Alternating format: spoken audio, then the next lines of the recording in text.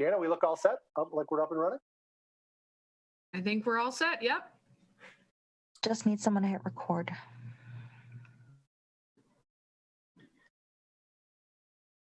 Recording in progress. All right. Well, welcome. Let's call to order this regular meeting of the Planning Board, Wednesday, June 9th, 2021. If we could please call the roll, and just a reminder to the board members, if you could indicate your current location when you tell us Thank whether you're you. here. Scott Klein, I am present in the city of Birmingham. Robin Boyle, Stuart Jeffries. He was here. He's muted. Okay.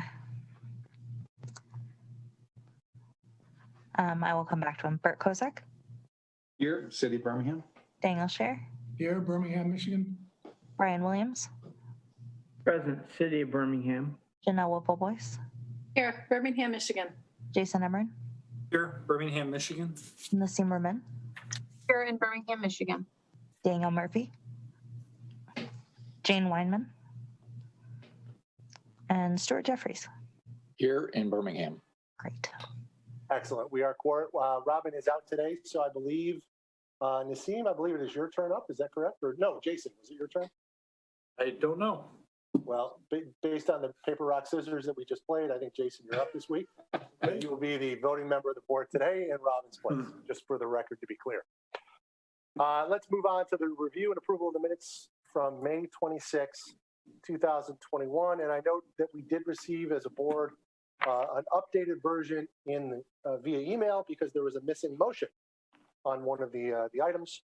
So I would ask you if it's acceptable to simply provide your comments based on that. Does anybody have any comments? Mr. Jeffries.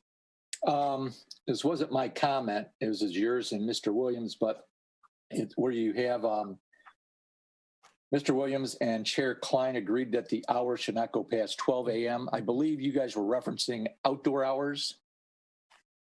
Yes, Yes. that is correct. What page are you on, Mr. Jeffries? 3.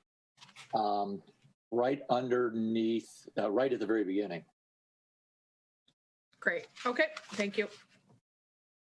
Any other comments or corrections? Seeing no hands, would anyone be interested in a motion? Can I get a motion to approve as amended? Motion to approve as amended. Motion by Mr. Kozik. Any conversation? Do we have a second? Pardon me. Second. Second by Mr. Jeffries. Any conversation at the board level? Seeing no hands, if we could please call the roll. Bert Kozak, Yes. Stuart Jeffries, Yes. Daniel Scher, Yes. Brian Williams, Yes. Janelle Whipple-Boyce, Yes. Jason Emmerman, Abstain. Scott Klein. Yes. We are, thank you. Motion passes. Just for the record, I did see Student Representative Murphy just did join, so if we could perhaps get him up here in case he has anything to add to the proceedings, I would appreciate it. While we do that for the public, welcome tonight. Our first meeting in June. These are traditionally the first meeting is a study session where we handle internal affairs and perhaps public hearings related to ordinance changes. And indeed, we have 2 of those tonight. But beforehand, we also have a bit of a hybrid approach tonight due to the number of site plans that are coming toward us. We felt appropriate to continue keeping the bus going, so to speak. So we have amended the rules tonight and are allowing the reading of 1 site plan tonight. That is a special land use and a final site plan, which we will get into in a moment. Real quickly, for those who are watching via Zoom, if you have any comments or public comments that you would like to make, there will be an opportunity. As we get into each item, there's going to be discussion from staff, the board, in the case of the first item, the applicant as well. I will call for public comments. When I do call for public comments, please use the raise hand function, which is located at the bottom center of your Zoom console. I have a list of the applicants. I can see when you raise your hand, and I will do my best to call on you in order and get your input at that appropriate time. With that, Jana, do we have any changes to the agenda as published? No, we do not. No, we do not. Fantastic. So let us move along. Our first items are the 501 South Eaton, the Whistle Stop. This is a special land use permit review and a revised final site plan and design review. These are two separate approvals that we need to undertake, but because they are so intertwined, we will discuss them at the same time for the sake of expediency and then move forward. I'm on mute. There you go. Jenny, I can hear you. I'm going to quickly interject. Daniel Murphy, where are you located? He's on mute. Yeah. Birmingham. Perfect. Thank you. Thank you for that. Janet's on mute. Yeah, Daniel's all good. Are you kicking it to me, Scott? I am kicking it to you for Okay. Whistle All right. Stop, please. I dropped the ball a bit there. So, hey, No, everyone. not at all, sir. Not at all. It's humid outside. Okay, my hands are sweaty. All right. So, thanks for the tee up, Chairman Klein. As you mentioned, I've got a special land use permit, final site plan, and design review application here. Submitted, and as we all know, it's an existing one-story commercial building currently used as the Whistle Stop with one tenant space on the southernmost side that's currently a barber. We saw this back in January 22nd of 2020. That report should say I did not include that. That was all the way back over a year ago, where we reviewed a design review application for an extensive facade renovation at that Whistle Stop, which involved them expanding into the adjacent tenant space. So now they want to get a bistro license to add a little bit to their menu and kind of grow with the times and the demands of the lunch and brunch crew. So the Whistle Stop was selected by the City Commission on October 22nd of 2020. This was the only bistro that came in as one of the existing restaurants that is permitted to seek a bistro license. So there is no competition in terms of the existing restaurant tract that they are in. During that process, they just describe themselves as a true family-friendly restaurant with a delicious assortment of offerings for breakfast, brunch, and lunch. Just skipping forward a bit to the bistro requirements, since this will be new for this restaurant, although not much is really changing. So from the design review application in 2020, they did change the interior floor plans as you see here and read through the report.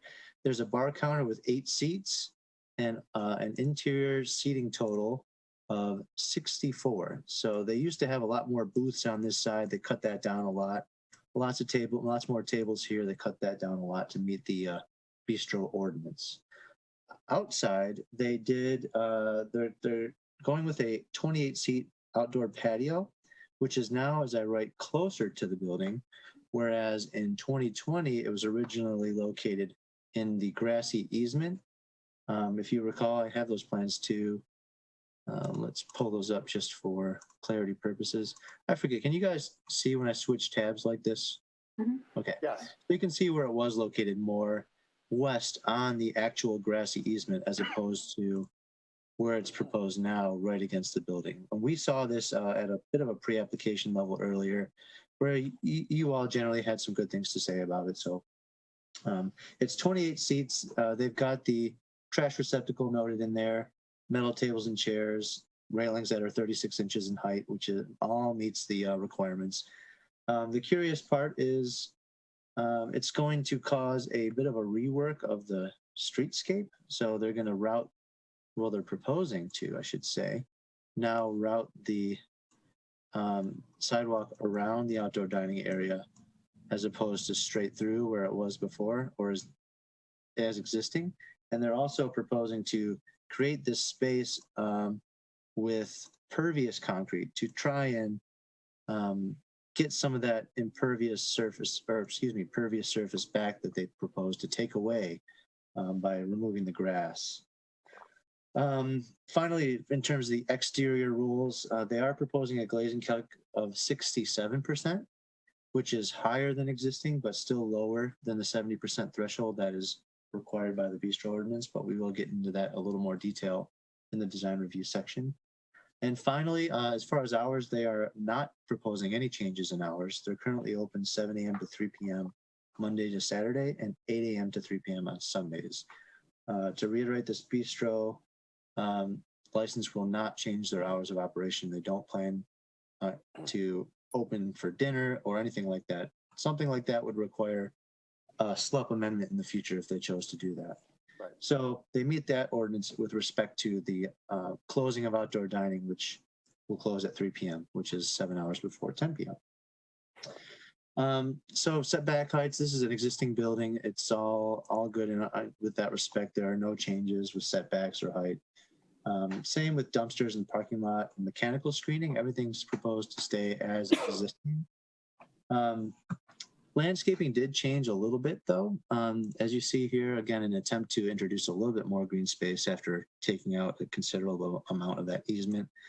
They're proposing to add some boxwood here and a new maple tree, which will also help cover the street tree that they plan to remove, which is about here, a mature street tree that was right in the middle. So they plan to try and add that tree back down towards the south. And that's really all of the landscaping changes that they're proposing. So when it comes to the streetscape, I mentioned that tree being removed. That walking path that they're now creating closer to the street and the curb, that is a 6-foot walking path. And you probably saw further down that the engineering division had some comments about that based on what the adjacent area is used for here for parking and door swing and how that could be potentially dangerous. So they made some notes about that, which will be important to review when the time comes. But technically they do meet the minimum, or they exceed the minimum of 5 foot in terms of the walking path. I also note that there are no bikes, benches, or bike racks, benches, trash receptacles, streetlights proposed, as there weren't last time, and the planning board did not require those last time. But still, I noted that you may wish to discuss those types of items.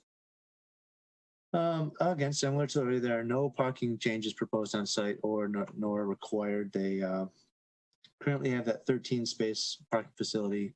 Were approved for 8 right-of-way spaces and received a variance of 17 back in late or mid 2020. Pedestrian vehicular access is all proposed to remain the same. Doors are in the same place. Same with lighting, no new lighting proposed. On to the departmental reports. I didn't want to necessarily glaze over this as we did last time, because as you imagine, well, not last time, but usually, the engineering division did have a lot to say about the changes to the streetscape, mostly calling it out early and often so that there are no surprises when if this gets approved and moved forward and goes to permitting. So they made some notes about the trees. There are no existing planters where they note that there are. So they're wondering what that's going to be like and how they're going to build these planter boxes here and here for the trees. They made some comments about the loss of pervious area. I know that I mentioned that they're going to do pervious concrete here, but it was still worth noting for them. There are some ADA fall things that they need to review a little bit more closely when things get further down the line. They note that they may need to repair the curb because it's not necessarily in great shape. And that little door swing issue that I mentioned earlier along the parking areas, that's another issue that they raised. In terms of other departmental reports, those are actually pretty standard. Fire department, extinguisher, Knox box type comments, police. Just noted that there is no formal liquor license investigation application submitted yet, that they'll need to do that. And building codes are just, normal type responses that you'd see in any other report. Finally, the design review section. As I noted, the only change to the outside of the building are the introduction of those 2 overhead garage doors. And I'd like to scroll down and bring up the renderings. So you can see, oh, I didn't like that. There we are. So you can see now the 2 overhead garage doors, whereas before, you can see here that it's just the existing windows that are kind of waist height. Now they're proposing those 2 big overhead garage doors. I noted that I didn't get spec sheets for those, but I do have spec sheets now. They're metal and glass. I don't have the visual light transmittance figures that are required with any new glass that's put in. So I'll need to find out if there are VLT figures available for those roll-down doors to meet the current clarity requirements. But as I mentioned above, there is a 67% glazed area in between 1 and 8 feet from grade. That is an improvement, although it is 3% under the 70% minimum that we do require in the ordinance. But as I mentioned in the report, there is an opportunity for the planning board, if they so choose, to waive that requirement if they feel that several conditions are met. And I'll paraphrase: a mixed use building, the scale is appropriate, it doesn't adversely affect other buildings, no excessive glazing above the first story, which doesn't even apply, and that window should be vertical in proportion. So if the planning board so chooses, they may grant the waiver and approve that 67% glazing. Otherwise, we'll need some additional glazing, or the applicant would need to get a variance. As far as that VLT I mentioned, I just want to say at least that waiver opportunity does exist for that as well. Although I don't have a figure for you to consider, so it's not necessarily something that you could consider right now. But from what I understand, the applicant's going to try and either closely match what's existing or directly match what's existing. I'll let the applicant team talk a little bit more about that. And as I mentioned, those outdoor dining tables are going to be red with red umbrellas, and the tables themselves will be black, all metal tables and chairs as required by the ordinance. I did note that I'm missing an existing conditions plan and a certified land survey. I think those are two important documents that we need here, both for the proximity to residences. You know, it's important to understand the conditions there, and the property lines for the outdoor dining area, just to be consistent and understand what's going on in that area. So I asked for those before the public hearing, at least. In this final section here, the bistro notes, they did seem to demonstrate the financial ability to continue this restaurant with the bistro license, especially because that renovation's already begun and is long underway. They also noted that they do, and we agree, they have a good track record with the city, and also the city of Pleasant Ridge, where they are also located. And the proposed layout does appear to handle the activities that are proposed and that come with a bistro license. And I did make a small mistake in that final sentence. This is not the first bistro licensed in the rail district. I failed to recall the Whole Foods and the Maple Road Tap Room also got a bistro. So that's a little off, but it's the second, not the first. So overall, we felt pretty good about this application. We did recommend that the planning board recommend approval to the city commission with really 4 conditions. One, the first relating to the glazing percentage, the second relating to the 80% VLT calculations. Third, we need the existing conditions plan and certified land survey. And fourth, we'd like them to comply with the requests of all city departments. And I want to note that I do on pages, looks like, well, page 11 of the report, I do have the motions separated for you guys for convenience. Final site plan and design review first, and then SLUP second. So if you do choose to make a motion, they're all there in order. So feel free. Thank you. And I could pull up any sheets that you guys like when you're asking questions. And I guess I'll toss it back to you, Chairman Klein. Thank you, Nick. Does any board member have a question for Nick? Bert, Mr. Kozik. Hey, Nick, is there a site plan that shows existing conditions? Let's see. So I may have one from the previous application, but as I mentioned, I think that would probably come out in either the survey or the existing conditions plan that we don't have. So I'll ask the applicant when they speak. I'm looking at an aerial photograph, so it looks like I'll call it a green belt between the curb and the sidewalk, with that tree that you referenced. And so I understand the desire to have hardscape where the seating occurs. But the proposed plan, if I read it correctly, appears like there is concrete being proposed in front of the south tenant space. So my concern is we're losing green space where we don't need to be losing green space. So I'd like them to speak to that and including, have they looked at ways to creatively work around that existing tree. You talked about pervious material. Pervious concrete, yeah.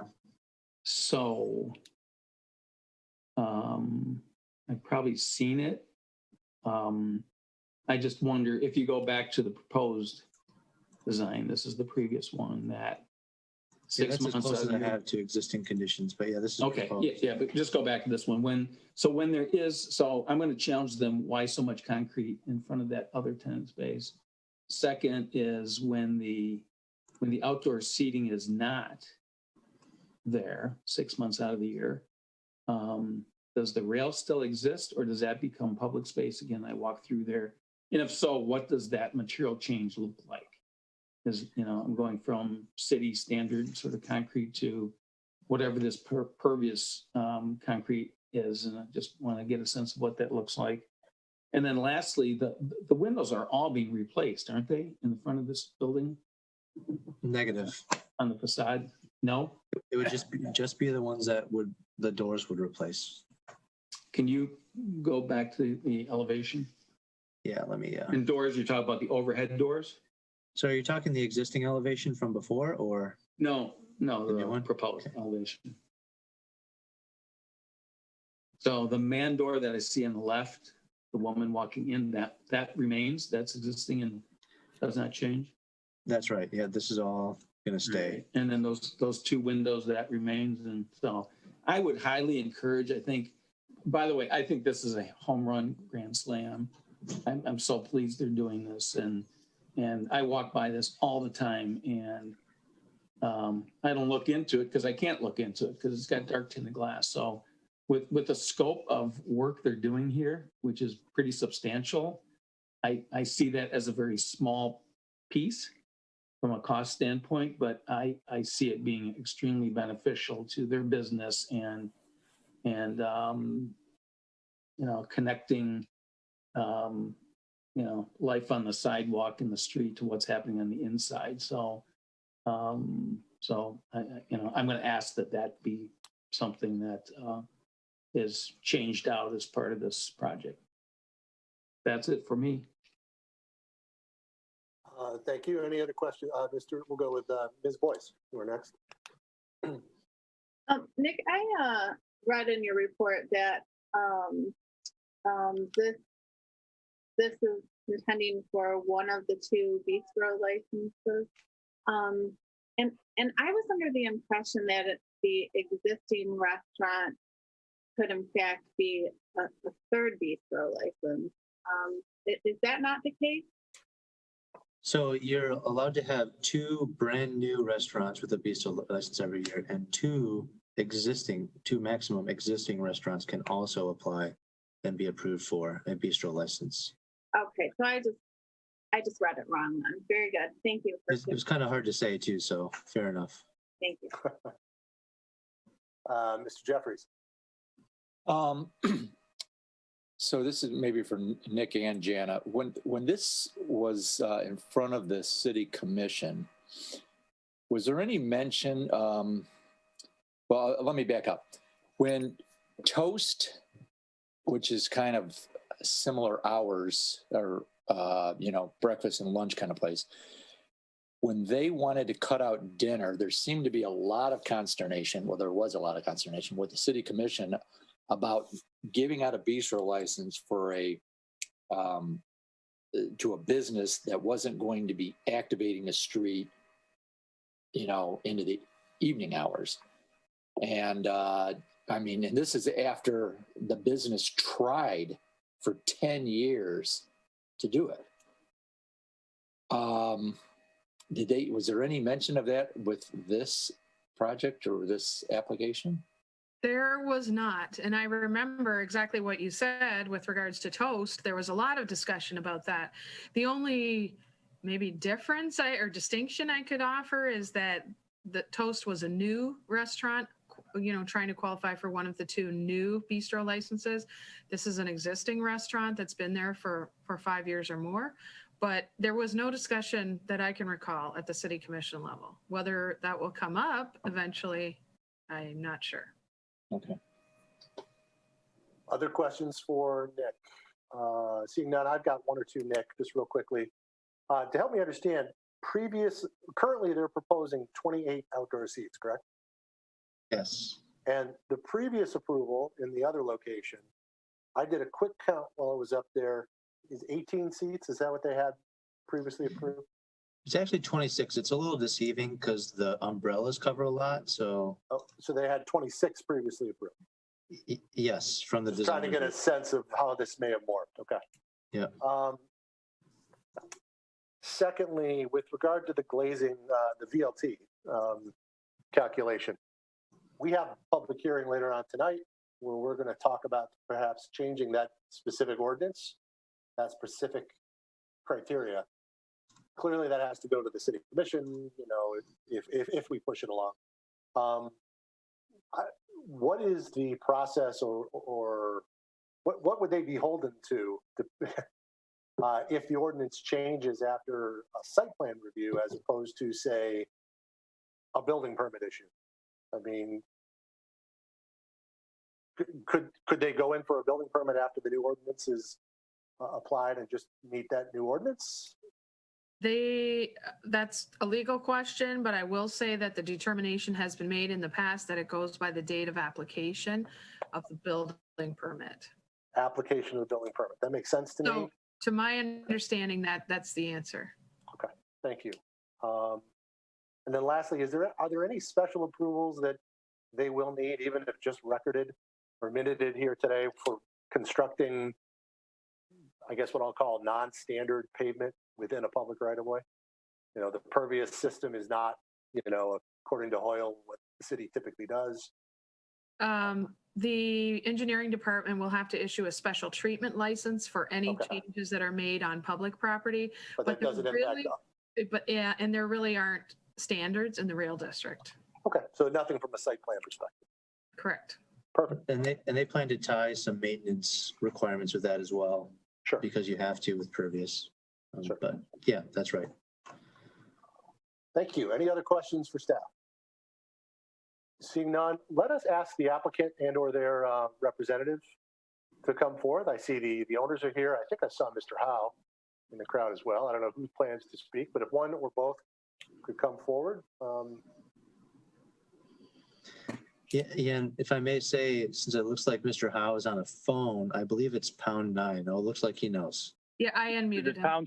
Okay. Can you hear me? Okay. Yes. Hi, good evening. This is Patrick Howe, attorney for the applicant. The applicant is on with me along with the architect, John Matty. Thank you for the opportunity tonight to appear before you. We're available to answer any questions you have regarding operations or the proposed build out.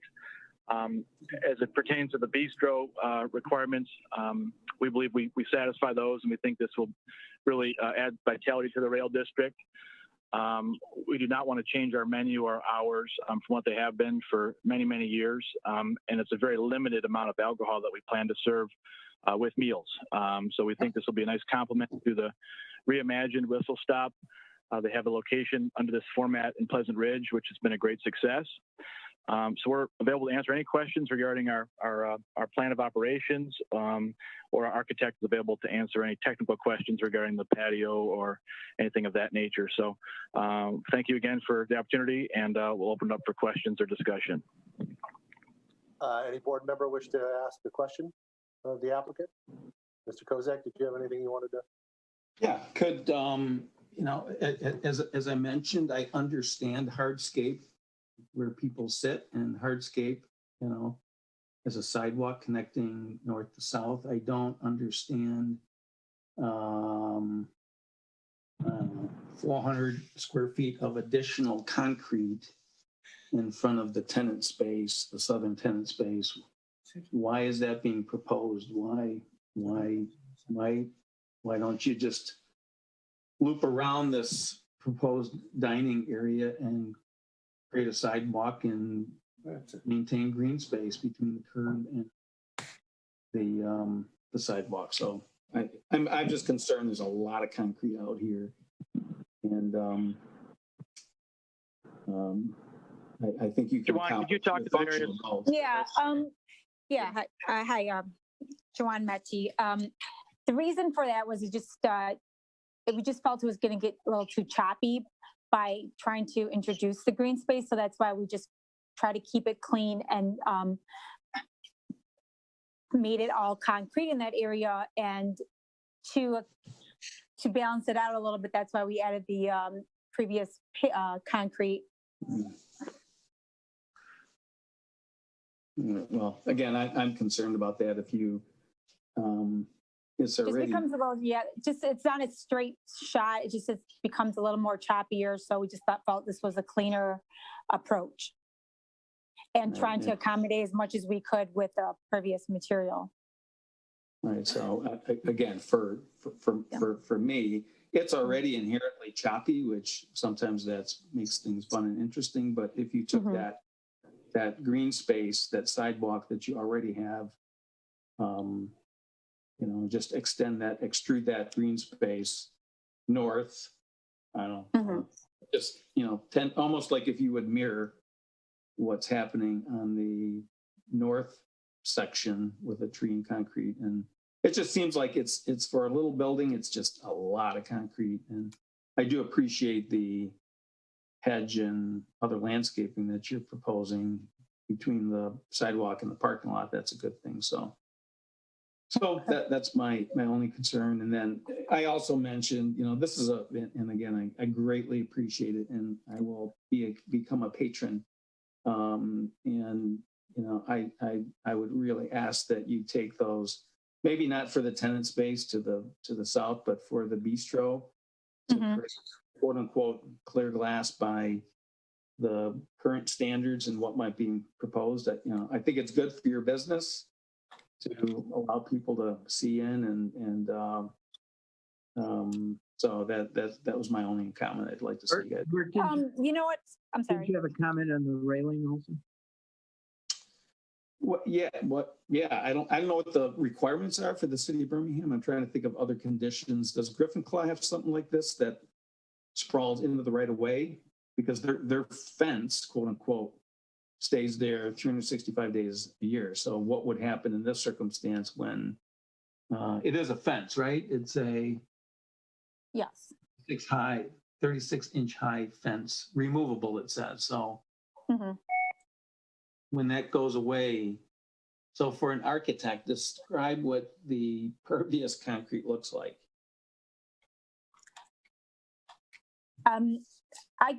We're still working on that, but we're looking at, different options. One would just be just like a concrete look, or maybe like previous pavers. So it's something that we're still. Okay. So I don't think I have an issue with that. It's more just reduced amount of concrete to the south, and let me look into the place and see its activity. And I totally support this thing. Thank you. John, you were going to speak to the glass issue, I think. The the glazing, spoke to the client, and actually they are willing to change out all the glass at the whistle stop portion to clear glass. So we will be meeting the 80%, Great. the Thank you. BLT. Yes. Great. So it's something that we just decided today that it would enhance the space. Great. And have that connection. So The reason why this whole thing's being done is, to have that connection from the inside to the outside, people seeing in, and so. Thank you. Thank you. Any other questions? So with that, I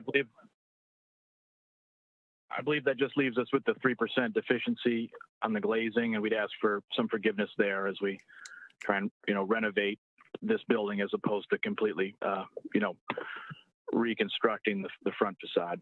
It's a small deficiency, and we'd ask for your waiver of that. Mr. Jeffries. Yeah,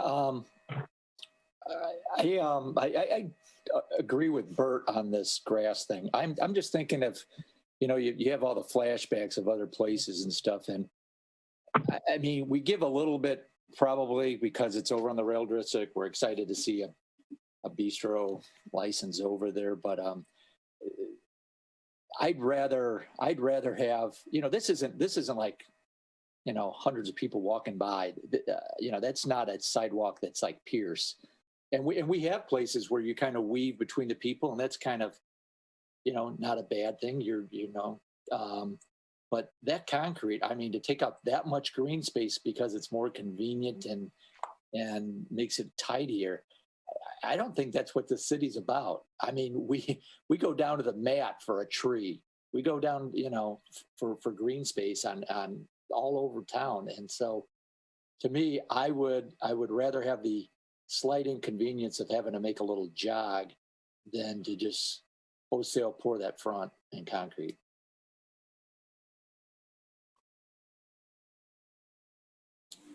Any other questions for the applicant? I'll jump in with a couple, and then I'd like to respond to a couple of things my colleague had said. Just a quick question related to the alcohol. I saw that it's a very small menu, and it's a modest menu of alcohol. It looks like it's just trying to accompany a brunch type setting. Can you just speak quickly to the record? Is that accurate? Is this going to be focused on just mimosas and Bloody Marys and more traditional brunch type meals, or is it drinks, or is it going to be full service, beer, other things? Please just kind of help us understand that for the record real quickly. We submitted a sample menu, which includes the alcoholic beverages, and that's the plan at this time. That menu is representative of what's offered at the Pleasant Ridge location, and there's no plan to deviate from that right now. If we were to deviate in the future, we'd come back for an amendment to the plan of operation. Okay. Thank you very much. That helps me. Mr. Chairman, can I follow up on that? Because I'm not sure I understood the answer. Go for it. Mr. Howe, are you saying that the service would be limited to what was shown on the menu, or that there'll be a full bar, but you expect the predominant service to be as shown on the menu? We've submitted the menu, and the ordinance provides that if you change the name of the restaurant or the menu or anything of minor nature like that, we need the city's approval. So if we deviate from what we've submitted, we will be coming in for either an administrative amendment or a full-blown planning board city commission amendment. All right, but I guess I'm still, maybe I'm a little bit simplistic and wanting to understand for sure, but will there be full bar service? But Or no, just- the drinks that are offered are the ones that are shown on the drink menu. So that's it. Those 2, 4, 6, 8, or whatever. Yeah, those 8 offerings would be it. Yes. And Okay. if people start coming in and asking for additional drinks and we say, geez, we need to start offering additional drinks, we will come in for your approval for that. Okay, thank you. Fair enough. Thank you. That's really all I have for the applicant. For colleagues, this area of the front, the outdoor seating, I know is probably the only thing that's given me any even minor consternation for a lot of the reasons you brought up. However, when we talk about trying to reduce the concrete, we talk about trying to just have these more abrupt jogs. I do think it's important that we do remember that those abrupt jogs make it even more difficult for residents with visual impairments, which is why we try as engineers and urban planners not to jog the walking path much at all. There's a slight jog that exists now toward the building. They're proposing a perhaps slightly more significant jog away from the building, but I would be very nervous about trying to get this thing hemmed into a little 6-foot wide path in order to save, 25 square feet of, let's be honest, kind of scrub grass. I would much more rather see us try and find a way to get a new street tree up there somehow, or soften that concrete with more impervious pavement, perhaps planters and boxes, something to help the sidewalk condition to at least allow those that perhaps are challenged visually to still use that space with some dignity and not be faced with some additional challenges. I'm also a little concerned about the proximity of that walking path to the parked cars, particularly because they're parallel parked, not angle parking. So I appreciate the city engineer's concern there. I'm not about to try and solve this tonight. This is an engineering comment. It's not our real place. I am concerned about that. I don't know if there's been any talk or opportunity. There is a striped buffer between the parking area and the current traveled lane on Eaton. I don't know if that means that there could be a shift of the parking away from the curb or a shift in the curb. I don't know. But I do pull up the plan.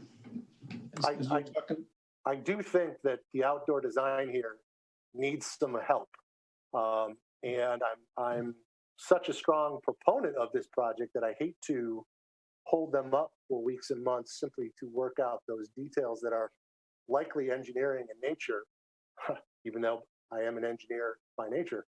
But I wonder, Jana and Nick, do you feel that in working with the city engineer that we could feel comfortable with an approval that requires administrative approval of that front area to be changed in accordance with, say, department requirements prior to going to city commission? Yes, that would be fine. And we could definitely do that and work with the engineering department and the app. Oh, looks like I was muted. No, we heard you. We heard you. Oh, you did? Okay. Yeah, this is Brian. I'm confused. Yeah. What are you asking them to administratively approve? I'm a little uncomfortable with the 6 feet of pedestrian space being where traditionally we would have the furniture zone, and we're going to have parked cars opening their doors into this 6 foot pedestrian space. There would seem to be design opportunities. They're going to have to reconstruct this whole area. Could that curb shift out 2 feet to provide a bit more of a buffer? I don't know. It's simplistic for me to say, but I wonder if we could ask that the city engineering department approve the final layout, even without the grading and such, prior to going to the city commission, so that Jana and the staff have an opportunity to work with them. Otherwise, we're gonna have to sit here and work through it tonight, or bring them back with some modifications, because I think there are a few of us a little concerned. Well, the horizontal aspect of the parking on Eaton reminds me of the disaster that is Maple, with people trying to get out of their car, where we just redid it, or the city just redid it. We played no part in that. No. I share your concern, because I think it's a big problem in the city with horizontal parking. But I don't think that's the applicant's problem, frankly. That's where we may differ. Okay. I'm reminded that there are no sidewalks heading into the residential development immediately to the east. That's a problem. Yeah. And the city sort of ignored that problem 25 years ago. How about other board members? Any reactions to my thoughts, Mr. Jeffries? Yeah, just one other thing dawned on me. I wasn't here last time we saw this thing, I guess. The business just to the south has tons of bikes that show up, and here we don't have any bike thing. I guess even though I would far rather have green space, and I think the visual impairment thing, I'm more worried about the cars opening up in front of somebody than having to make the same jog you're going to have to make anyway. But if we did use some of that extra pavement, so a park bench or bike racks. I mean, particularly bike racks, because you got a bike path that runs right on that street. Yeah. Right. I think it'd be a great, thing to kind of at least use the concrete. Yeah, good Fair point. Mr. Kozik. I was going to mention the same thing. As it's currently quote unquote designed, and these are just line diagrams, so it doesn't, it doesn't have a landscape architect's hand in my mind. But if it was, if it had a street tree, so if the big idea was to have a hardscape mat in front of this building, have street trees like the one to the north, which is left on this image. I thought the same thing, a bike rack, give it purpose as opposed to, 400 square feet of concrete that is just concrete. And so, I'm Is it We've all been doing a lot of walking, and I'm just amazed at, look at Griffin Claw, and they've got that planted area.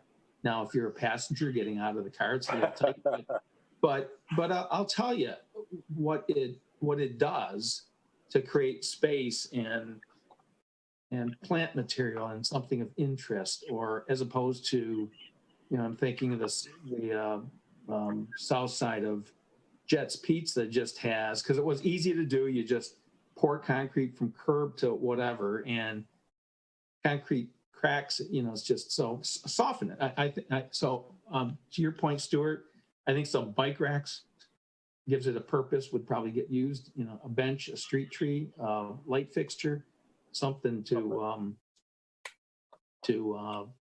make it designed, like it has a purpose. Okay. Hey, Mr. Howe, and the applicant, would you be amenable to working with staff to try and, implement some of the very small elements that we just talked about for this streetscape?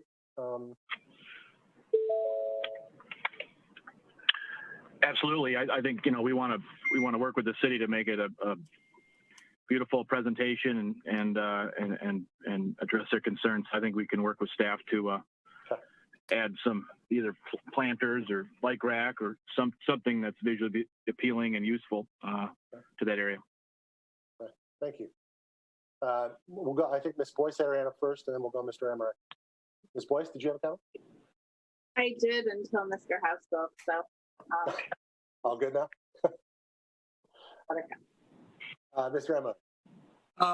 This is my comments with regards to the 6-foot gap between the edge of the patio and the back curb. And while I do understand the issue with the door swing, I'm a little concerned with, and I just see this around in other communities, that if we do, while I trust our engineering department and have faith in them, sometimes departments, what I'm worried about is if we put this on the engineering department, they're going to say you need a 4-foot gap there. And a 4-foot gap or 4-foot extra space is going to require that patio to shrink down to the point where it's going to kill half the seating out there. When we're talking about parking on this street in relation to this patio, there's really only one parking space, one street space that's in front of that patio. The rest of it, that area in front of it or north of it, is cross-hatched off, and there is no parking space there. So we're talking about one car and one door. And it shows 6 feet to the back of curb. The face of curb is probably 6 inches in front of that. So there's already provided 1.5 feet of door swing and still leaving a 5-foot clear path. So I just want to, while I'm concerned about the door swing of the one door in front of that patio, there's already 1.5 feet provided, and I don't think we need much more, I guess is my point. Fair enough. I don't know how much a door swings out. I haven't analyzed that, but I don't think we need 4 more feet there. I think we need 0.5 foot or maybe a foot more. Okay. But it is just one door. It's one car that we're talking about. And I wanted to kind of add that thought to the record. Fair point. Fair point. You got me convinced. Ms. Boyce. I'm back. I do think in, our language and our motion tonight that asking engineering and planning to work together with the applicant will make sure that, Jason is heard here and that we end up with a reasonable solution. I also think if you would put the plan back up, Nick, for just a second, please. There's an opportunity to leave green space at the north tree going north to the sidewalk there. I don't know why that has to be all paved around. That tree is existing, and I don't see the need to pave the north side of that. And like Brian stated earlier, this is a city problem. The applicant has had their patio previously directly adjacent to this parallel parking, which would have been even less possible to safely or easily open a door right next to that railing. So I think this is a really good solution by the applicant. You know, given the parking, parallel parking condition that's there. And I do agree with Bert that I think there's an opportunity to increase some green space, even possibly to the south, and or make it have a purpose. But I feel like that will be accomplished with planning and engineering together, working with the applicant. So I feel we're pretty safe, in my opinion, to move forward with that. Thank you. Mr. Williams, before we go to the public. My only comment is in response to increasing the distance between the outdoor dining and parking is I don't want to push the cars towards the middle of Eaton. I mean, right now, you can get out of your car as the driver without running the risk of having someone mow you down along Eaton. You can't do it on Maple. And I don't want to create another Maple situation. So I just pass this along to Jana. I don't think the answer is to move the curb further west. All right. Well, Jason? I just want to add one more thing, and I don't have it in front of me, but I think that this sidewalk meets standards right now. I think that I don't think door swings is factored in. So that's like another item to consider here. So if they were to widen this, it would just be like kind of a planning standpoint to kind of appease this. I think they're required to do the planning division memo, so 30 inches. I think they need 36 inches clear space for ADA. So, you know, they're providing 3.5 feet for ADA clearance. Then you need 5 feet for just pedestrian, but I don't know if the door swing's factored into that. So this probably meets code and ordinance right now. So this whole door swing conversation is more of a, I think it's like a discussion for us is from a planning standpoint, but not like an engineering standard. I could be wrong, but that's just what I think. Let us. You're correct. Let us now take it to the public. Is there anyone in the public that would care to comment on this particular proposal? I see 2 hands go up, so we'll start with Mr. James Schmier. Did I pronounce that correctly? You said it correctly.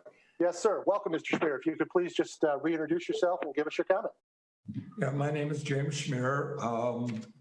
I live at 2222 Addard in the Rail District.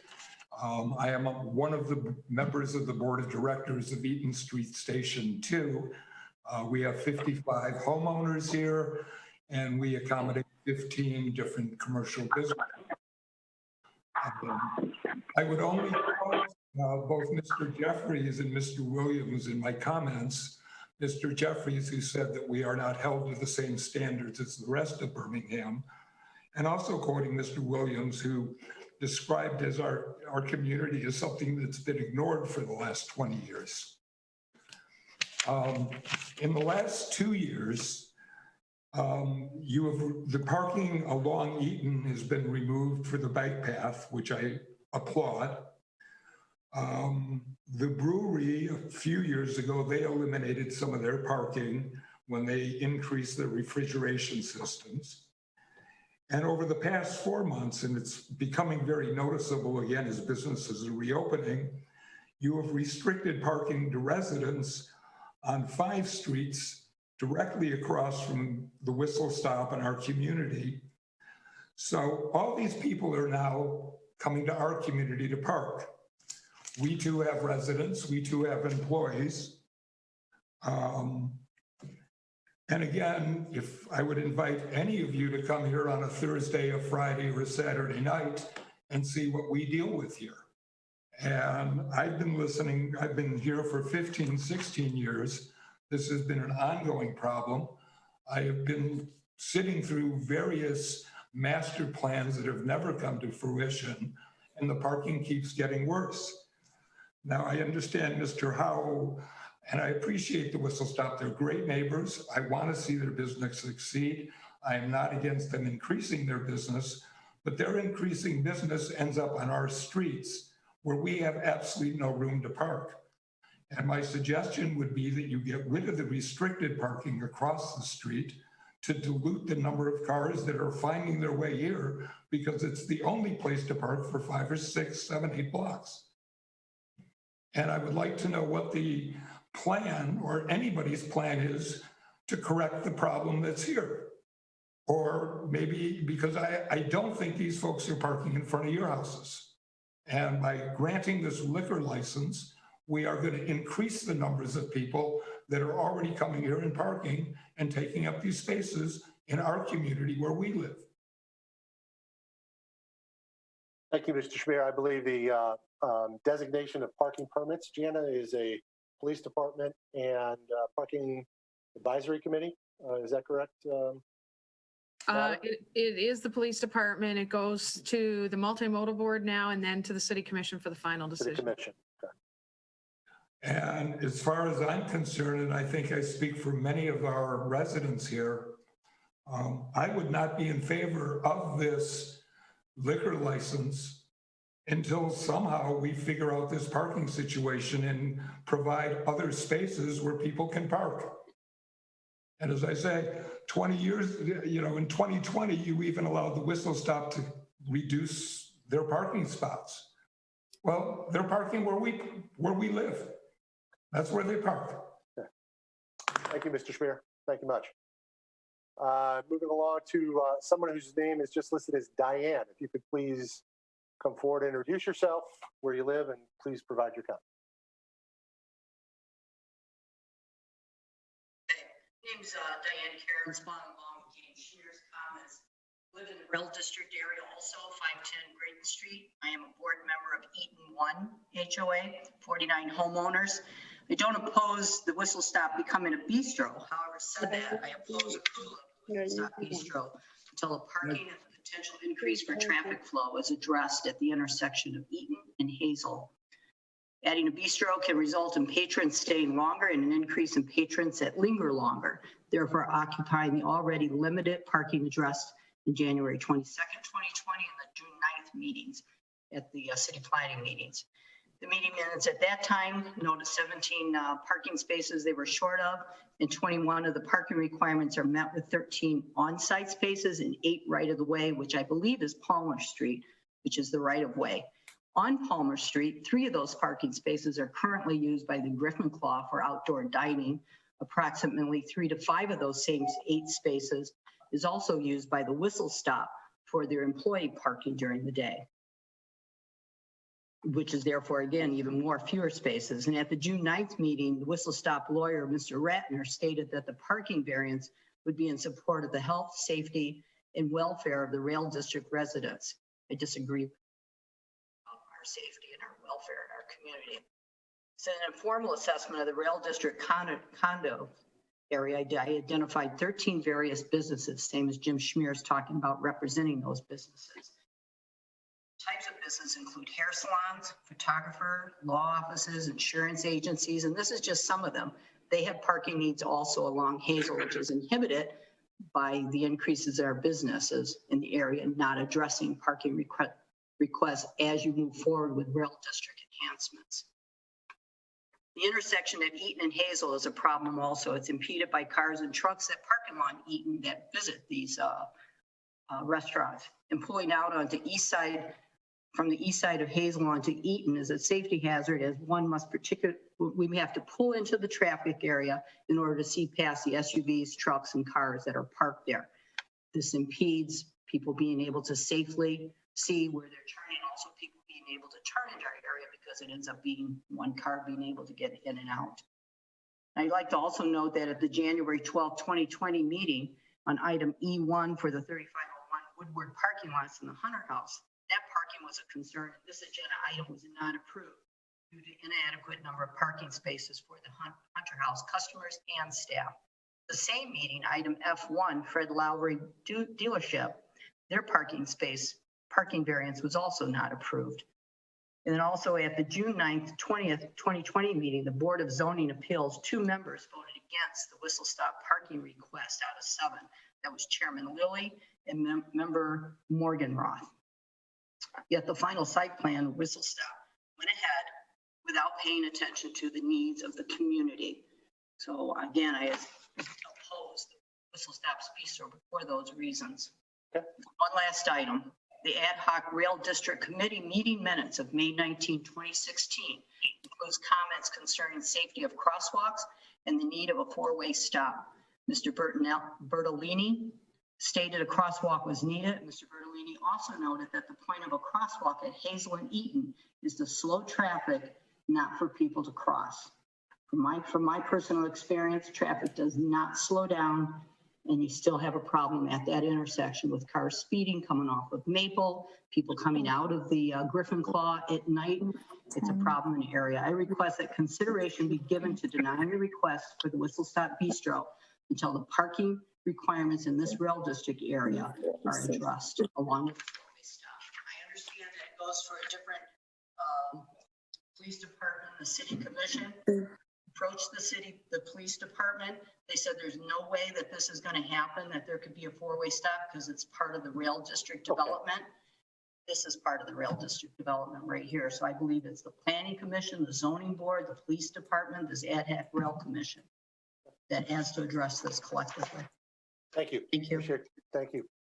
Seeing no other comments from the public, we will bring it back to the board. Board, any discussion? Who'd like to start?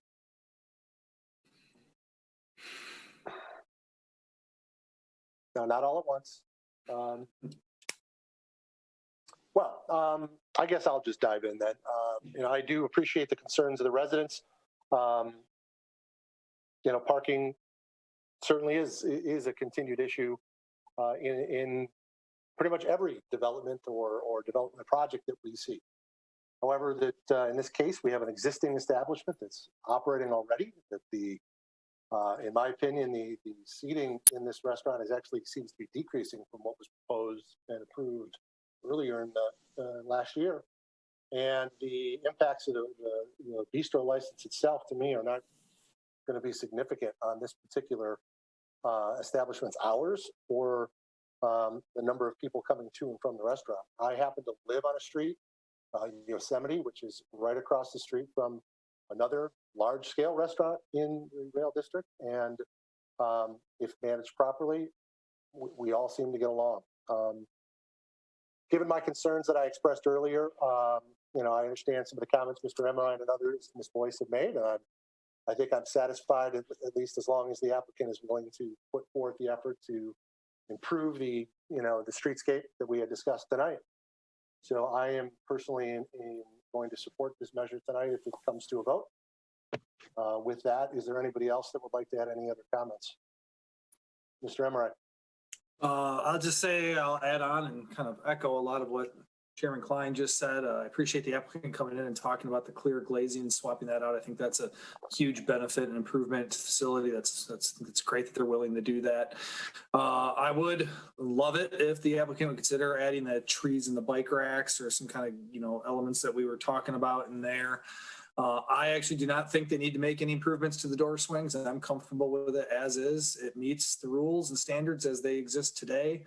If they wanted to change that, that would be upon them to do so, but I'm comfortable with it as is. And everything else that Chairman Klein said, I agree with. Existing business, existing parking, reduced seating. I just think that this additional slup in this bistro license is going to add to an existing business and be a wonderful asset to the city. So I'm in support of this project as is. Mr. Jeffries. Yeah, I mean, I do. I love so much about this, but I guess we don't seem to give the same kind of pass on this. And as much as I trust our guys, I don't know if this is something we should put on them. I don't know if we're really holding them up, because I could swear when I drove by there, they're already under construction and have been. So I don't know what I'd be holding up right now. So I'd kind of like to see this come back and see how we resolve that, because I think it's important, and I don't think we do this on other ones. So. Okay. Other thoughts on that matter, Ms. Boyce? I really have every confidence in the planning department and engineering and the applicant to work together to implement some of these, or all of these, recommendations or suggestions we've made tonight to improve the streetscape. I'm comfortable, I think, making it a condition of approval. And Jana, of course, just said that she was comfortable as well doing it that way. I think our improvements and suggested improvements are not so significant that we need to see it again as a board. I feel pretty confident in the ability of the planning department to have heard us tonight.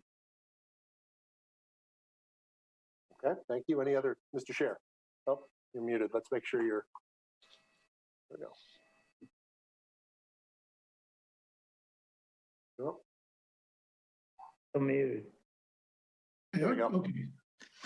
I guess 2 points. I'm comfortable, given the relatively small area and the nature of, the kind of modest nature of changes of necessity. I think I'm comfortable with staff, engineering and planning, and the applicant working through that issue. As far as the parking, I would observe that this is not an expansion of hours.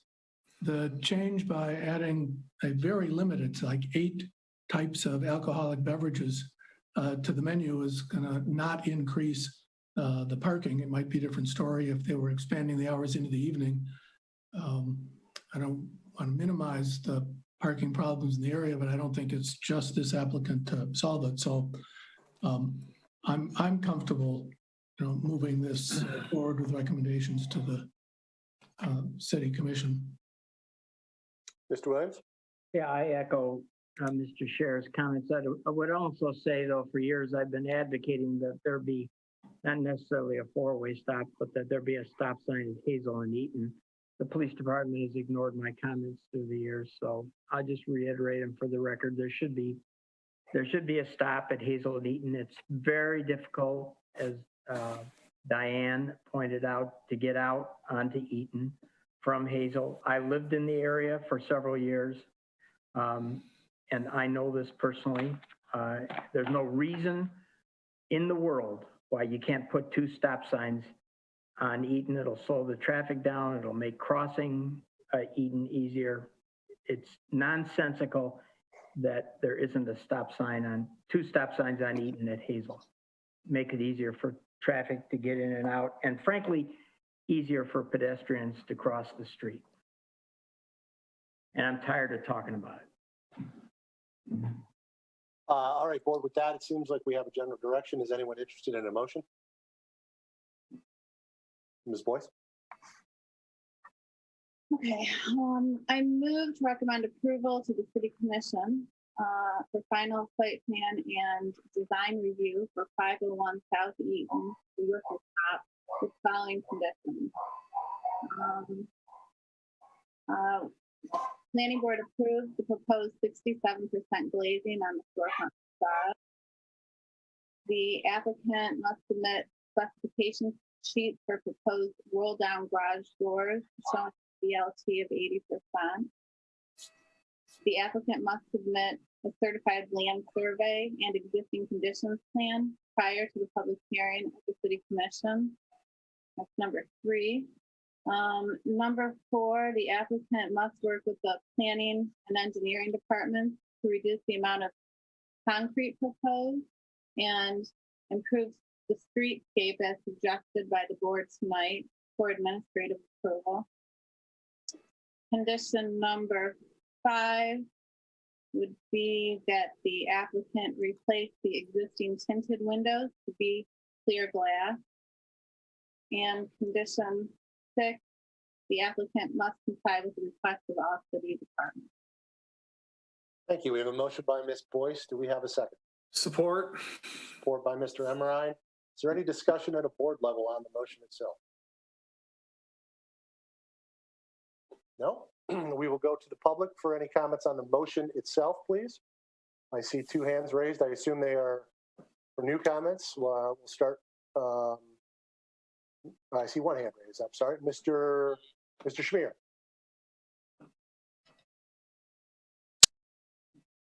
Hang on, I'm pressing button. Yes, sir. There you go.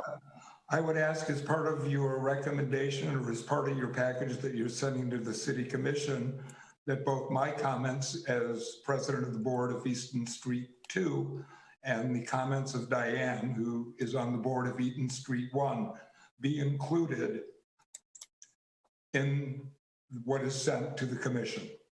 Absolutely, sir. So they understand the unanimity of all the residents of our communities. Yes, sir. Absolutely. All of your comments will be minuted and will be forwarded with the full package to the city commission. Thank you. Thank you. Seeing no other comments at the public, we will bring it back to the board. Can we do a roll call, please? Janelle Whipple-Boyce, Yeah. Jason Emron, Yes. Scott Klein, Yes. Stuart Jeffries, No. Bert Kozak, Yes. Daniel Scher, Yes. Brian Williams. Yes. All right, motion passes. So that we need a motion now for, let's see, we just did the special land use, was it? Yes. Site plan. No, that was site plan and design. Final review. site plan, pardon me. Now we need to talk about the special land use and permit approval. Do we have a motion related to that? Unless there's any additional discussion. Do it again. Ms. Whipple-Boyce, or Ms. Boyce, please. Nick made this easy. I move to recommend approval to the city commission. The special land use permit for 501 South Eaton Whistle Stop, subject to the conditions of final site plan and design review approval. Support. We have a motion by Ms. Boyce. We have support by Mr. Emerine. Any questions or comments related to the motion from the board? I will then go back to the public one last time. Any comments on this motion for the special land use permit portion of this? Seeing no hands go up, we will bring it back to the board. And if we could please call the roll. Janelle Whipple-Boyce, Yeah. Jason Emron, Yes. Scott Klein, Yes. Stuart Jeffries, No. Bert Kozak, Yes. Daniel Scher, Yes. Brian Williams. Yes. Thank you very much. The motion passes. Thank you. We look to see you open as soon as we can. Good luck. Thank you. All right, let's move on, board, into the study session items. The first actually being a public hearing again. This one being for the solar panel regulations. I will, at this point, officially open the public hearing into solar panel regulations. Yes. Well, I think you've all heard about this on many occasions in the past, but for the public that's tuning in, back in 2009, the city, through the planning board and the city commission, adopted ordinance language to allow solar panels to be placed on all structures in all zoning districts throughout the city. Since then, of course, we've had many solar panel applications that have come through.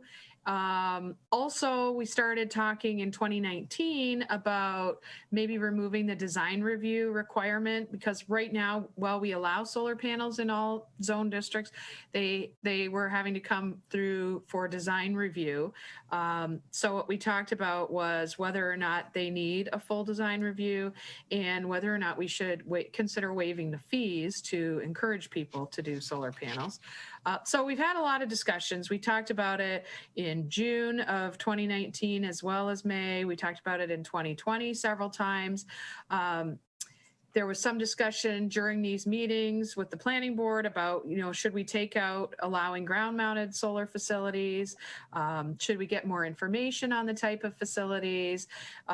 So we did go back and do some more research back in 2020 and looked at what other elements might be involved in other than just a panel. So ancillary equipment such as batteries, inverters, sub panels, et cetera, what these might look like, where they might be placed, et cetera, to determine if there was any aesthetic issues there. So we did provide all that information, and We came back and started talking about it again earlier this year. And essentially what's proposed is the same thing that you saw in your packet the last time. In April, you set a public hearing for May. It was ended up being postponed due to Eid. So now it's here on June 14th. Essentially, what this does, it eliminates the design review requirement for non-historic homes. So if you have a regular home, you don't have to go through a design review application at the planning board. As long as it meets the requirements, we will look at it administratively and can approve it. Also, we kind of relocated some of the discussions about solar panels. We took them out of the essential services and put them in the alternative energy section. Also, the wind discussion about the wind facilities, we moved that as well. The wind facilities, those ordinances and regulations were not changed. They were simply moved to the alternative energy section with the solar panel discussion, so it considers both.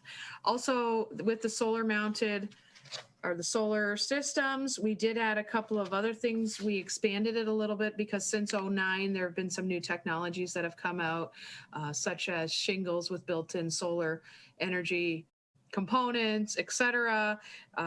Also, the ability to capture the solar energy, contain it and store it and use it in the future through batteries, et cetera, or selling it back to the system. So we built that into the new ordinance language as well. So that's different from what was done in 2009. And then the big change from last time that the board talked about it, you had asked that we specifically state that wall or facade mounted solar panels are not be permitted. So that has been added, and that is in section 4.88 B sub B. So just to let you know, that's the one change, I guess, from the last ordinance language that you looked at back in April, I believe it was. So I'm happy to answer any questions that you may have. I know we've talked about this quite a bit already. Janet, just a quick clarification. We said ground-mounted solar electric systems are not permitted, correct? Correct. And we said that if you are in a historic home, you still are required to go for design review, correct? Correct. So just so anybody that maybe misheard that, we want to make sure that's very clear. Any questions for Jana at the board level? Mr. Kozik. I know that, and maybe I missed a meeting. But I see this where I think it was Stuart that said, like glazing, we had a third-party expert come in and teach us a little bit about this. I know very little about solar panels, and so did that happen? I just feel very uncomfortable not having any knowledge or expertise in this to establish ordinance language that, you know, I may regret, you know, supporting something. So in theory, it sounds good. You know, does it work in Michigan like it works in Arizona? How's the technology changing? You know, what are the apparatuses and things that come along with it? Do they make noise? Do they not make noise? Do they, I don't know. So did that happen? Did we attempt to make that happen? We definitely attempted to make it happen, and we reached out to several different solar power companies and experts that might be able to talk to us about some of this equipment.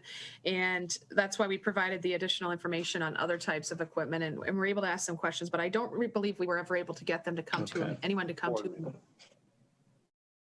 You did also look at numerous other ordinances, right? Jana, you did look at numerous other ordinances. You looked at numerous other ordinances. Oh, absolutely. Around the country and the state related to solar. Absolutely. Yes, we did. Okay. Other questions for Jana? Seeing none, let's open this up to the public. There's not much public left. Is there anyone in the public that wishes to comment on the proposed changes to the ordinance related to solar panel installation? If so, please use the raise your hand function in Zoom. I am not seeing any hands go up. Are you, Jana? No, I'm not.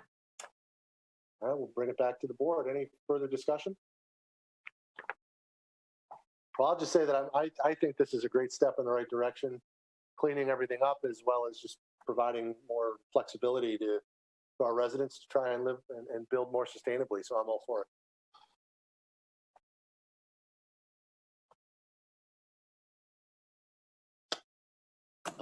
Anyone interested in perhaps putting forth a motion? You're going to close the public hearing? Don't I do that after well, No. then I will close the public hearing. It's been so long. Is there any further discussion at the board level, or is anyone interested in a motion? No one's interested in a motion. And I have a feeling I know why, because I see in the memo there's no sample motion language. Aha! So let me suggest that you may wish to recommend to the City Commission that they consider amendments to section 4.09 of the zoning ordinance to remove roof-mounted solar electric systems from that section, and to also amend section 4.88, the alternative energy section, to add amended solar energy system requirements and reorganize the wind energy requirements without changing them. That's exactly the motion I was going to make. That's fantastic. Is someone interested in making that motion? I just made it. Mr. Williams has motioned. Do we have a second? Or Support by Mr. Scher. Somewhere Robert and his rules are not maybe very happy with us, but any conversation on that motion? We will go to the public. Does the public have any comment on that beautifully crafted motion that we have just heard? I see no hands go up, so we will bring it back to the board. If we could please call the roll. It's an honor to take roll for this great motion. Brian Williams, Yes. Daniel Scher, yes, Janelle Wilboyce. She's muted. Let's make sure we. Oh, now she's muted again. There we go. Yes. Jason Emmerman, Yes. Scott Klein, Yes. Stuart Jeffries, Yes. Bert Kosek. Yes. Motion unanimous. Thank you very much. Let us move along to our second public hearing related to changes in the ordinance related to glazing standards. So I will hereby officially open the public hearing into glazing standards. Yes, and this is another one that we've been talking about for a long time now, for several years. Back in 2019, I believe it was November, we had come back and talked about some potential changes for the glazing standards in the zoning ordinance. We were specifically talking about the visual light transmittance levels and whether we had made them too low, I guess is the right word to say, into research. So we were looking at researching other cities and what other cities used as their standards for visual light transmittance. During all of that discussion, of course, we got into many different areas. We talked about, whether we wanted low energy glass, whether there was reflectivity was an issue. We did end up having a glazing professional come in and talk to us at our board meeting back in July of 2020. We did find that we were significantly off from what several of the other communities across the state primarily, but locally as well. So what we're proposing now, which again, we've talked about previously, is to essentially change the ordinance standards with regards to glazing and change the definition for clear glazing to make it 66% VLT instead of 80%, which is what we had before, and to add the reflectivity standard of 15%.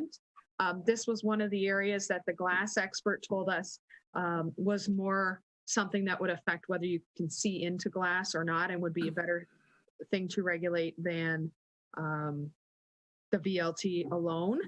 And we have also stated that after much debate, we're removing the low iron content requirement that we debated a couple of times at a couple of meetings.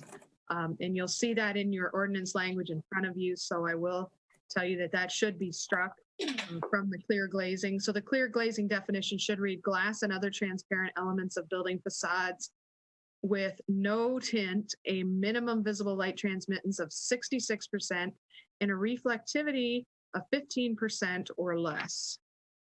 So what that will do is it'll just clarify, we've had some issues, as I stated, over the last several years where people try to meet that 80%, the 80% VLT, and they've had some troubles with that. Compared to other ordinances around the state, 66% seems like a better way to go. And as you know, we saw a lot of samples when we had the expert come in and talk to us, and changing the reflectivity standards as well as adding or changing the VLT.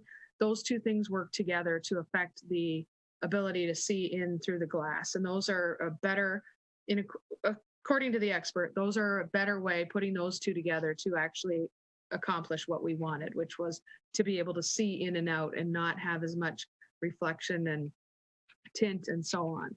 So this is a public hearing was set again for May, and because it was Eid, it was rescheduled to tonight.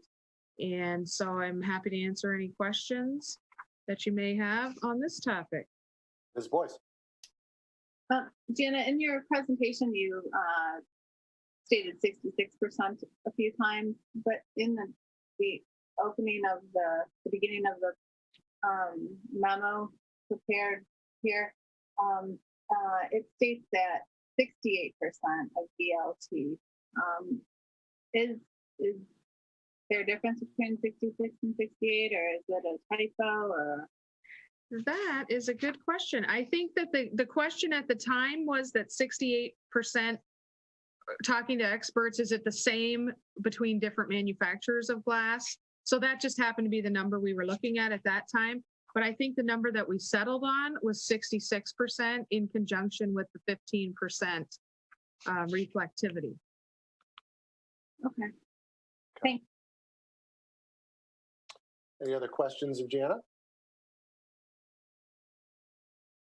And again, for those watching who maybe not as familiar, this will, while our old ordinance or our new old ordinance made it very difficult to use low E coatings and other things to increase energy efficiency, correct? So this will not only allow us to achieve our goals, but allow additional energy efficiencies in the buildings in the city, right, Jana? Correct. And for those of you thinking about a motion, it's Article 3, Section 3.04, and Article 4, Section 4.90. And Article 9, Section 9.02. 9.02. Thank you. With that, we will take it to the public. Does anyone in the public have any comments related to the glazing standard and the proposed ordinance changes? Going once, I do not see any hands going up. We'll bring it back to the board. Any further discussion at a board level? With that, I will close the public hearing and ask the board if there's a direction they'd like to go.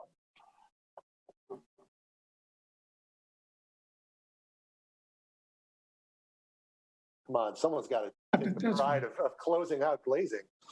But I'm happy to try and end the, fascinating as the subject has been. Yes. I'm not sure that I've got the numbers, I jotted them down right, but I move that the board recommend to the city commission the amendment of Articles 3, Section 304, 4, 430, was that the right one? 490. 490. 490, sorry, and 9, Section 902, to change the definition of clear glazing. Was that the words? That's for the definition section, and to amend the glazing standards. And to amend the glazing standards in the format we talked about without the low iron content. We have a motion by Mr. Scher and support by Mr. Williams. Any discussion at a board level? We will take it to the public one last time. There is no public, but we'll ask them anyway. So we'll bring it on back and we will please call the roll. Daniel Scher? Yes. Brian Williams? Yes. Janelle Boyce? Yes. Jason Emmerman? Yes. Scott Klein, Yes. Stuart Jeffries, Yes. Bert Kosek. Yes. So unanimous. Good work, board. Good work, Jana. Thanks to you and Nick and everybody.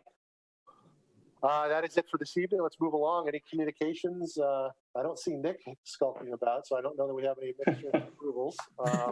No, we don't. But I did have one thing I wanted to at least bring up, that obviously there have been a lot of changes going on in the war against COVID-19. And so the whole issue of live meetings versus virtual meetings will be a hot topic of discussion over the next month. So I just wanted to bring this to your attention.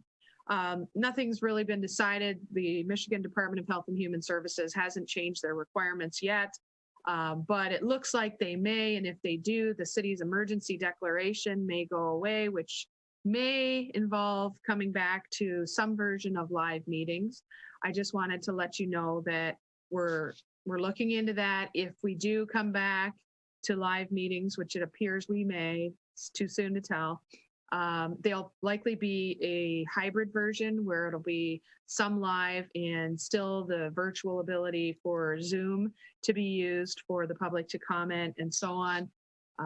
It's a little soon to tell exactly how that will work, but I would say that if any of you have any questions and want to talk to me offline, just give me a call. If, because there is an exemption, even if we do go back to live for medical conditions and the like. So if you want to talk to me about that a little bit further, just give me a call at the office and I'd be happy to talk to you. Right now, we'll have to wait and see how things shake out over the next few weeks. As you know, they're ever changing.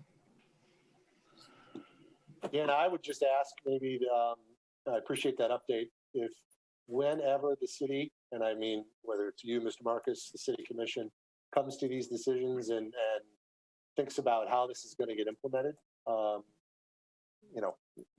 that could be communicated to this board, even individually or, outside of a meeting, that's fine. However, open meeting acts require, but communicate it to us in advance so that we can, board members have the opportunity to just make sure they understand requirements and what will be expected. Okay. Absolutely. We'd be happy to do that. Mr. Jeffries, did you have your hand up? Yeah, the last page of our packet was a letter from the folks who were going to build a building on Peabody between the two other buildings, the Greenleaf Trust and is it Balmoral or whatever. Mm-hmm. And I thought that was interesting. So, I mean, is there something formally that we have to do, one? And two, I know there's other projects. I know Brian had asked about Lincoln Yard. Refresh my memory. What is not the statute of limitations, or how long do these approvals that we give last? And because we've had guys like the guy who was building the condos, they're just off of Eaton, came back. Oh my God, he was like an annual visitor. So. And it still expired and he had to come back and start over. But yeah. So this letter came in while I was on vacation. The reason it came in is because the owner or the developer or somebody related to the team saw the planning board meeting where the board asked, hey, what's going on with that? So they decided to send us a letter and tell us what's going on with that. Because it came in while I was on vacation and when this packet went out, I haven't been able to look into yet whether or not they've applied for a building permit, if they've started any work, all of that stuff. So your approval of a site plan lasts for 1 year. They have to pull a building permit within a year of the site plan approval being granted, or they have to apply to you for an extension. This is not, as I understand it, a formal request for an extension at this time, although I think we're going to have to look into it a little further and see if they have pulled a building permit. So if they've done any work, once the building permit has been pulled, they have to do some work, which literally can be anything, grading, clearing, demo, anything, pounding a nail into a board within 6 months in order to keep the building permit alive. So I will look into that and verify that it is still alive. If it is not and it's expired, then there's a whole other issue that we have to deal with. Mr. Scher. And my memory, Jana, is that in order to extend the site plan, you have to apply for an extension within the year. You can't wait a year or two or three and then come back and say, hey, would you retroactively do that for me? That's correct. But I know that they were going through the process of applying for a permit. I just have not been able to verify that, yes, they do in fact have a permit. Yeah. My guess is they probably have one. In which case it's out of this board's realm and they just have to keep the construction activity going at a very minimal level to keep it alive. I do appreciate the update from them, quite frankly. It's refreshing. Any other questions or comments for Jana? Jana, do you have anything else? I didn't mean to cut you short on the meeting discussion. No, I don't have anything else. That's What it. about the agenda? Agenda for the 23rd. Yes, June 23rd. The agenda for June 23rd, we have another couple of some old favorites that we've talked about a lot over the last couple of years. The 35001 Woodward, which is the Hunter House and parking lot site at Maple and Woodward coming back. We have the Jack's Car Wash site coming back. And we also then have RH coming for their final site plan and special land use permit. And just an update on the RH, they're also going to the City Commission next Monday on the rezoning. So the public hearing for the rezoning from D3 to D4 and the request to be added into the area that's qualified for an economic development license. So Jana, let me clarify this. If the city commission does not move forward on either of those approvals, I guess I have to say from my standpoint, I don't think we deal with the final site plan with those two things not fully resolved. So are you going to communicate to us after the city commission meeting? I think it's the 14th, right? Correct. It's next Monday. I'm happy to do that. So I don't think we would automatically postpone them necessarily because we've already sent out the notices, so it'll still be on the agenda. But you're right, we might have to postpone it either if the city commission postpones either of those two decisions. Then if you want to wait and postpone the site plan, you could, or no. Right. Or goes no. If it goes no, then we're still going to have to postpone the final site plan because they're not going to meet the height requirements, for instance, or the use requirements. If you remember, there was like a foot of difference, which I think just bring down. I think it would be helpful for the board to know subsequent to the 14th where we are. Okay. And as a reminder to all parties, which is why I'm kind of trying to keep the conversation pretty general here. I am recused on RH and continue to be, so I will not be involved in that conversation. Duly noted. Duly noted. Any other business before the board tonight? I think we have a joint meeting the 21st. You do have a joint meeting the 21st, and we're going to be talking about the two items. Well, I think it was, let me see if I have my list here. One was the whole outdoor dining enclosures question that you had asked that we talk about. So that will definitely be on. Trying to find me. Janet, does that deals with what I call the interim measures the city commission took as a result of the pandemic? No, I don't think so, because they're going to be talking about that at their June 14th meeting next Monday and whether to extend that past June 30th. That's kind of in their area of jurisdiction. This was more what they sent to us last December and said, hey, maybe we should allow permanent outdoor dining enclosures. Right. Then there was also some discussion amongst the board members about maybe wanting to talk about some parking requirements at the joint meeting as well. So I don't think we want to get into a big discussion about the parking assessment district necessarily, because that's not within the purview of the planning board. But for instance, changing the requirements for residential or other uses might be something you may want to talk about. And the city commission is moving forward on studying the parking issue. The parking assessment district, yes, the city commission is moving forward. They've had a workshop on that. Yeah. They're working with the advisory parking committee. That's kind of their bailiwick. Okay, excellent. Fair enough. Good. And how about the master plan process? Where are we? Well, we are waiting for them to come back to us with the next draft. And they had, last I heard, they weren't going to give it to us until July. So we're still we're just in a holding pattern, us, while they do all the work behind the scenes for now. Okay. So Thank you. Did we lose one of our consultants on the master plan? we did. Oh. Sarah Traxler left McKenna, so she will not be the lead from McKenna, but we do have a new person that will obviously be coming in and has been briefed on the project. And obviously we're in the final stretch now, and Matt Lambert, of course, from DPZ will still be the lead on it. So, but we're sorry to see Sarah go. She did a great job, that's for sure. Okay. All right. Any other business? Seeing none, thank you, board. Thank you, Jana. Thank you, all the staff back at home base taking care of this. And with that, meeting adjourned. Thanks, everybody. Cheers. Good night, everybody. Night, everyone.